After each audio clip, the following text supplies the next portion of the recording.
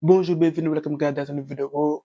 Les amis, hier on a encore vécu une soirée historique. Le Real Madrid a remporté sa 15e Ligue des Champions en battant le Borussia Dortmund 2-0 au thème d'un match vivant et plaisant. Les Allemands n'ont pas démérité. Pendant une bonne partie du match, les Allemands ont été supérieurs, mais en face, il y avait les rois d'Europe. Le Real Madrid a l'habitude de jouer ce genre de rencontres décisives.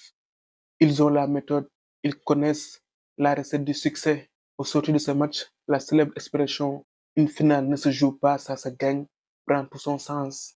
On commence par la compo des deux équipes. Edin Terzic a aligné son meilleur 11. Il a aligné le même 11 qu'il avait aligné face au PSG, avec en défense Hummels, Schlotterberg. Au milieu de terrain, on retrouve les Américains, Sabitzer, Julian Brandt. Et devant, on a Sancho, Adeyemi et Fulkrug. Du côté du Real Madrid, on note deux changements majeurs. D'abord, le choix fort de Carlo Ancelotti de titulariser Courtois, qui est revenu il y a peu de blessures, même s'il faut noter que durant la semaine, Lunin était malade.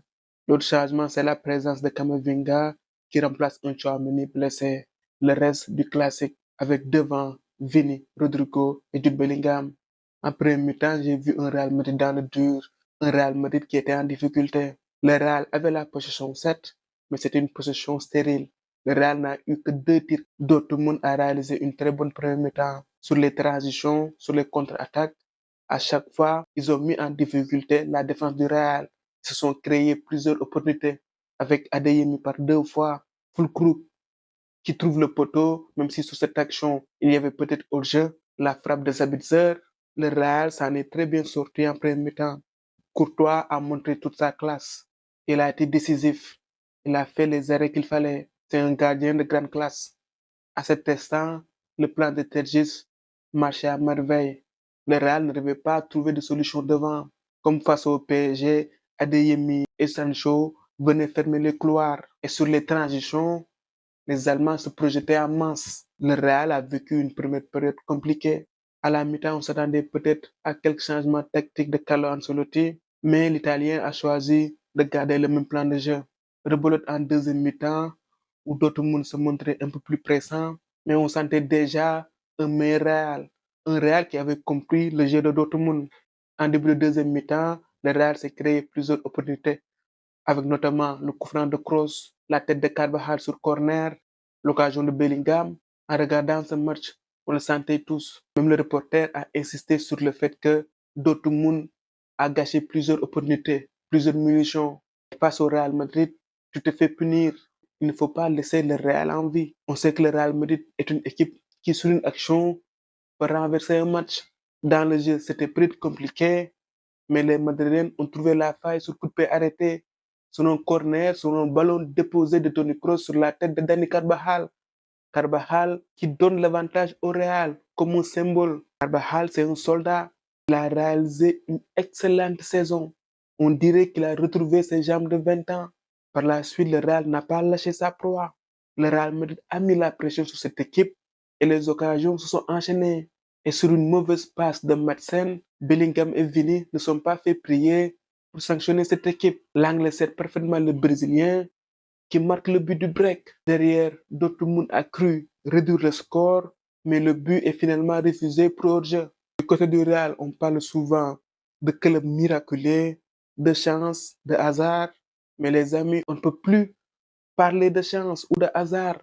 Le Real Madrid a l'habitude de renverser les situations. Quand c'est répétitif, on ne peut plus parler de chance. Ça fait partie de son ADN.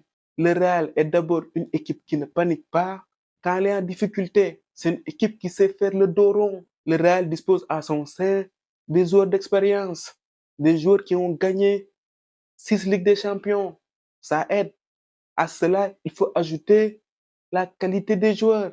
Le Real dispose de joueurs qui, sur une action, sur une fulgurance, peuvent faire basculer un match. Il ne faudrait pas oublier le poids de l'histoire. Le Real est une équipe qui s'est construite autour de remontada, de renversement de situation. Le Real a un lien très particulier avec la Ligue des Champions. Les gars, je ne sais pas si vous vous rendez compte de que cette équipe a accompli. À force de voir le Real Madrid gagner, on est amené à penser que c'est normal. Mais ce n'est pas normal du tout. Remporter 6 Ligues des Champions en 10 ans, entre 2014 et 2024, c'est pas normal du tout. On se croirait dans les années 50, à l'époque d'un certain Gento, qui a remporté 6 Ligues des Champions. Ce soir, il a été rejoint par Dani Carvajal, Nacho, Modric et Toni Kroos. On se croirait à une autre époque. 10 ans en arrière, le Real Madrid a vécu une période compliquée. Le Real avait connu 6 éliminations consécutives en huitième de finale de la Ligue des Champions, avant l'arrivée de José Mourinho. Mourinho qui a redonné la fierté à cette équipe. Le succès du Real Madrid actuel porte aussi l'empreinte de José Mourinho. Avec Mourinho, le Real a fait 3 demi-finales de Ligue des Champions. Le Real était si près et si loin de gagner la Ligue des Champions. Avant Mourinho, un garçon comme Ramos n'avait jamais disputé de quart de finale de Ligue des Champions. Pour vous dire qu'avec cet homme, le Real a repris en confiance. Par la suite, Don Carlo est venu avec comme adjoint Zinedine Zidane pour remporter la décima. Derrière, Zizou a fait son fameux triplé historique. Entre 2022 et 2024, il y a le retour de Don Carlo. Modric, Nacho et Carvajal ont été de toutes les campagnes victorieuses. Toni Kroos avait déjà gagné une Ligue des Champions avec le Bayern Munich. Avec le Real, il en a remporté 5. Un club, l'Allemand ne pouvait pas faire meilleure sortie. Finir sur une 6e Ligue des Champions, c'est fort. Félicitations à Toni Kroos et merci pour tout. Je vais aussi m'arrêter sur Vinicius Junior.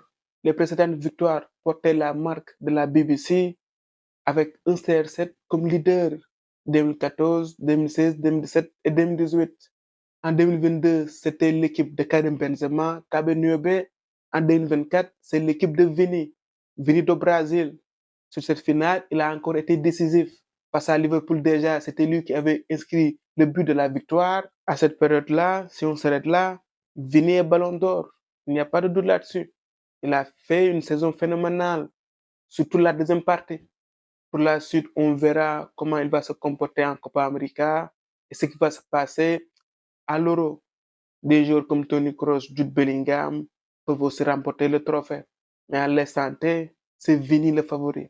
Le Real Madrid qui termine sa saison de la plus belle des manières en remportant la Ligue des Champions. Cette année, cette équipe n'a concédé que 2 défaites. En Ligue des Champions, ils n'ont pas connu la défaite. Ils ont fait fort. En début de saison, on ne s'attendait pas à pareil résultat, surtout avec tous les blessés. Militao, Alaba, Courtois. Par moment, le Real avait perdu Vini, mais cette équipe a fait preuve de caractère. J'allais oublier Carlo Ancelotti aussi. En tant que coach, il a gagné 5 Ligues des Champions. Respect à ce grand monsieur du football. Le Real a vraiment une histoire particulière avec la Ligue des Champions. Le Real est l'équipe la plus titrée avec 15 Ligues des Champions. Les joueurs les plus titrés de cette compétition ont joué pour le Real Madrid. Gento, Modric, Nacho, Carvajal, Toni Kroos. Le meilleur buteur de la Ligue des Champions a aussi porté les couleurs du Real Madrid, Cristiano Ronaldo, et le coach aussi le plus titré, à savoir Carlo Ancelotti, a évolué au Real, a coaché le Real. Nous voilà à la fin de cette saison en club, riche en émotions. Les amis, merci de m'avoir suivi tout au long de cette saison. Vous savez, les débriefs, c'est très souvent des réactions à chaud. On est parfois emprunté aux émotions, mais j'ai essayé de vous donner le meilleur de moi-même, de faire le plus de débriefs possible, de vous donner un contenu de qualité. Je vous remercie tous pour votre soutien, pour les likes, les partages, les commentaires. Merci.